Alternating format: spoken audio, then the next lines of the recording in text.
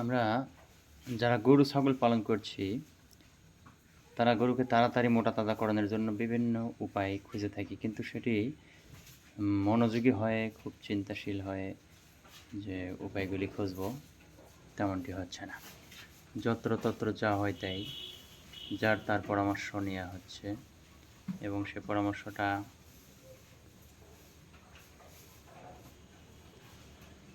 আমরা যারা গরু ছাগল পালন করছি তারা কিন্তু গরুকে মোটা তাজা করানোর জন্য বিভিন্ন উপায় খুঁজছি, কিন্তু সেটা সঠিক নিয়মে নয় এবং সঠিক জায়গায় সে পরামর্শগুলি নিচ্ছে না, বরং যেখানে সেখানে জায়গায় তাকে জিজ্ঞেস করে যা হয় তাই একটা পরামর্শ নিয়ে অনেকে বিভিন্ন ধরনের ভুল করার কারণে দেখেন এখন বাজারে কিন্তু ইদানিং বেশ গরু মারা যাচ্ছে, যেটা মাঝখানে ছিল না।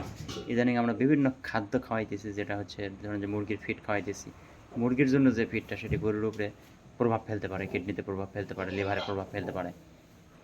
এতে করে কিন্তু গরুগুলি মারা যাওয়ার সম্ভাবনা বা এটা একটা কারণ হতে পারে। এরপরে দেখেন যে গরুকে আমরা লবণের মাত্রাটা কত পরিমাণ লবণ খাওয়াবো, এটি কিন্তু আমরা নির্দিষ্ট করি না বা এটা প্রয়োজন মনে করি না, ইচ্ছামতো যত্রতত্র লবণ দিয়ে দেই। লবণ কিন্তু মুখের স্বাদ বাড়ানো ছাড়া তেমন কোনো আর এর মধ্যে তেমন কিছু নাই। সুতরাং অতিরিক্ত লবণ খাওয়ানো কিন্তু বিপজ্জনক।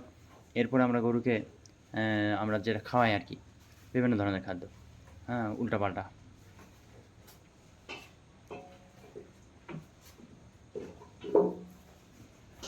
তো আমার কথা যে গরুকে আমরা কি খাওয়াচ্ছি, খাদ্যই ঔষধ, আবার খাদ্যই রোগ, খাদ্যই জীবন, খাদ্যই মরণ, তাই না? তো এই খাদ্যটাতে আমাদের খুব মনোযোগী হওয়া দরকার।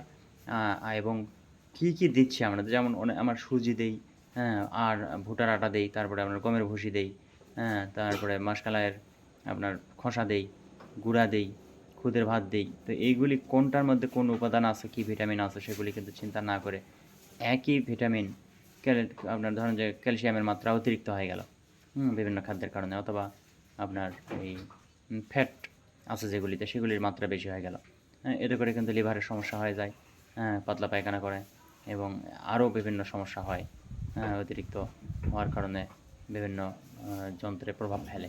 তো এইগুলি অবশ্যই আমাদের চিন্তা ভাবনা করে খাবারটা আমাদের ম্যানুয়ালি হওয়া দরকার, তাহলে আমাদের গরুগুলি ঠিক থাকবে। ইদানিং দেখেন অনেক গরু মারা যাচ্ছে, আর গরু কিন্তু যে বিক্রি করছে সে তো বিক্রি করে ধরেন যে টাকা নিয়ে হাসতেছে আর টাকা গুনতেছে, কিন্তু যে ব্যক্তি কিনে নিয়ে যেতে যেতে গরুটি মরে গেল তার কী অবস্থা হয় একবার চিন্তা করে দেখেন তো।